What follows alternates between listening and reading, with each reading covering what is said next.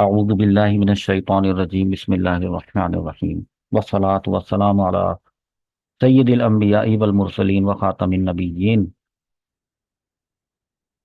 نور الہدى کتاب کا نام ہے اور اس کا پہلا چیپٹر ہے کتاب الطہارت۔ یہ آپ کے سامنے لکھا ہوا ہے کتاب الطہارت۔ کتاب کو شروع کرنے سے پہلے میں آپ کو یہ بتاؤں آپ نے کرنا کیا ہے۔ فقہی مسائل سیکھنے ہیں اس میں آپ نے آبویسلی، لیکن فقہی مسائل کو سیکھنے میں جو پیٹرن ہوگا وہ دراصل آپ کا جو ایگزامینیشن بورڈ ہے اس کے مطابق کا ہے، یعنی عربی عبارت ہے اور عربی عبارت اور اس کا ترجمہ۔ میں آپ کو ایک ایسی کتاب اس وقت دکھا رہا ہوں جس میں جو عربی کی عبارت لکھی ہوئی ہے تو یہ اس میں اعراب لگے ہوئے ہیں، زیر زبر پیش سب لگے ہوئے ہیں، ٹھیک ہے۔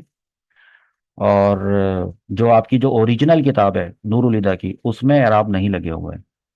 تو ہم جامعات میں پڑھاتے ہیں، مدارس میں بغیر اعراب لگے ہوئے ہوتے ہیں اور اسٹوڈنٹ لگاتے ہیں، لیکن یہاں پر میں آپ اپنی ٹیچنگ میتھڈولوجی تھوڑی سی چینج کر رہا ہوں آپ لوگوں کے لیے۔ آپ لوگ بگنرس ہیں، ٹھیک ہے، تو بجائے اس کے کہ آپ لوگ اس کتاب کی جو عربی عبارت ہے اس کے اعراب ہیں، اس کی جو نحوی ترکیب ہے اس میں آپ کا ذہن الجھ جائے، میں نہیں چاہتا۔ میں چاہتا اور اس میں الجھنے سے اس میں جو بیان کردہ فقہی مسائل ہیں اس پہ آپ کی توجہ اس پر سے ہٹ جائے اور آپ عبارتوں کو سلجھانے لگ جائیں کہ یہاں پہ رفع آئے گا کہ نصب آئے گا کہ جر آئے گا۔ میں چاہتا ہوں کہ آپ کی توجہ فقہی مسئلے پر مرکوز رہے کہ اس میں بات کیا بیان کی گئی ہے۔ رہی بات عربی عبارت کی، وہ انشاءاللہ عز و جل درست ہو جائے گی، ایک وقت ہے ہر چیز کا۔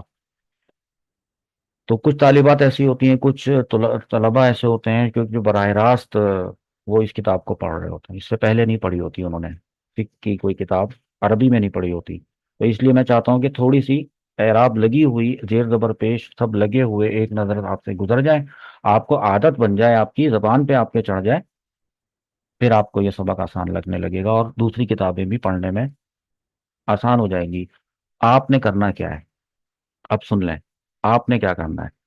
آپ نے ابھی میں آپ کو عربی عبارت میں ہی پڑھوں گا، ترجمہ بھی میں آپ کو بتاؤں گا۔ آپ نے اس کو ایز اٹ از لکھنا ہے، مثال کے طور پہ جو ابھی سامنے آپ کو نظر آ رہا ہے اس کو آپ نے ایز اٹ از اپنی کاپی پہ نوٹ بک میں لکھنا ہے، ایک رجسٹر الگ سے بنا لیں، اس میں آپ نے لکھنا ہے۔ کیسے لکھنا ہے؟ اوپر عربی عبارت لکھنی ہے، نیچے والی لائن میں اس کا اردو ترجمہ لکھنا ہے۔ اردو ترجمہ کیسے پتہ چلے گا؟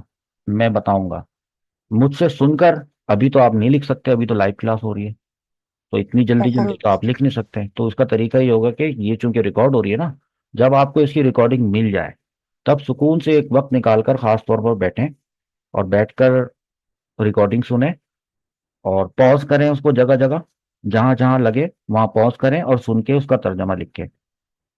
عربی عبارت تو یہاں سے لکھ لیں گے، دیکھ کے لکھ لیں گے، اور ترجمہ سن کے لکھ لیں گے۔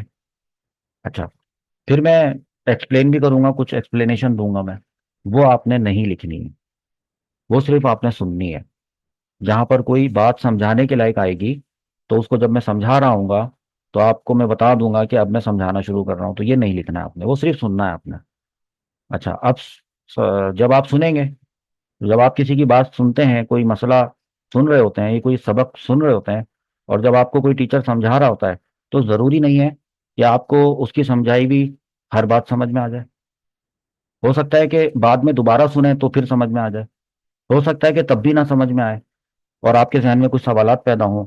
تو ابھی تو ہم سوال جواب نہیں لے رہے، ہم اس کے لیے الگ سے ہفتے میں ایک مرتبہ کوشچن آنسر سیشن رکھتے ہیں، اور اس ہفتے بھر میں جو کچھ بھی پڑھایا گیا ہوتا ہے اس سے متعلق جو آپ نے سوالات پوچھنے ہوتے ہیں وہ ہم سوالات لیتے ہیں، ان کے جوابات دیتے ہیں۔ یہ میں نے آپ کو آگے تک کے تمام جو ہمارے سیشنز بنیں گے اسی نور الہدیٰ کے، ایک دفعہ اس کا پیٹرن آپ کو بتا دیا ہے، ٹھیک ہے۔ چلے اب شروع کرتے ہیں کتاب الطہارت ہی۔ یہ کتاب الطہارت ان کا پہلا سبق ہے۔ تو یہ جو ورڈ ہے کتاب الطہارتی، مضاف اور مضاف الیہ ہے، مرکب اضافی ہے۔ مرکب اضافی ایک مرکب ناقص ہوتا ہے، اور تو اس لیے یہ مکمل جملہ نہیں ہے، تو اس سے پہلے حاذا ہے، حاذا اس میں اشارہ جو کہ محذوف ہے، لکھا ہوا نہیں ہے، نظر نہیں آ رہا ہے، اس کو مقدر مانا ہے کہ یہاں پہ حاذا لکھا ہوا ہے، گویا کہ یہ یوں لکھا ہے حاذا کتاب الطہارتی، یہ طہارت کی کتاب ہے۔ ठीक है, तो आप इसकी हेडिंग डालेंगे और आप लिखेंगे किताब तहारती, और तर्जमा लिखेंगे ये किताब, ये तहारत की किताब है, ये तर्जमा लिखेंगे। और अब मैं आपको जो पढ़ के सुनाऊंगा वो सिर्फ अरबी होगी और उसका तर्जमा होगा। तो सुने। अल मियाहू, पानी। अल मियाहु लती यजूजु ततहीरु बिहा, वो पानी जिनके जरिए पाकी हासिल करना जायज है। अल मियाहु लती यजूजु ततहीरु बिहा सबअतु मियाहिन, वो पानी जिनसे पाकी हासिल करना जायज है 7 किस्म के होते हैं। नंबर 1 मा उस समाई, आसमान का पानी। नंबर 2 वमा उल बहरी, और समंदर का पानी। नंबर 3 वमा उन नहरी, और नहर का पानी। नंबर 4 वमा उल बीरी, और कुएं का पानी। नंबर 5 और नंबर 6 वमा जाबा, और वो पानी जो पिघला हुआ हो मिनस सल्जी वल बरदी, ओले से और बर्फ से। ये तो था तर्जमा ना। ये एक रह गया ना, सातवां, वमा उल आईनी, और चश्मे का पानी। इसमें एक्सप्लेनेशन की जरूरत नहीं है, लेकिन थोड़ी सी बात समझा देता हूँ। ये नहीं लिखनी, अब जो मैं बोल रहा हूँ ना ये लिखना नहीं है, ये सिर्फ सुनना है। कि मुसन्निफ अलैहि रहमा ने जब किताब तहारत शुरू की, तो आपको मालूम है कि पाकी के अंदर सबसे जो इंपॉर्टेंट चीज होती है वो होता है पानी। पानी एक वो चीज है जिससे पाकी हासिल की जाती है। तो पानी कितने किस्म के होते हैं, उन्होंने यहां से शुरू किया है। ठीक है।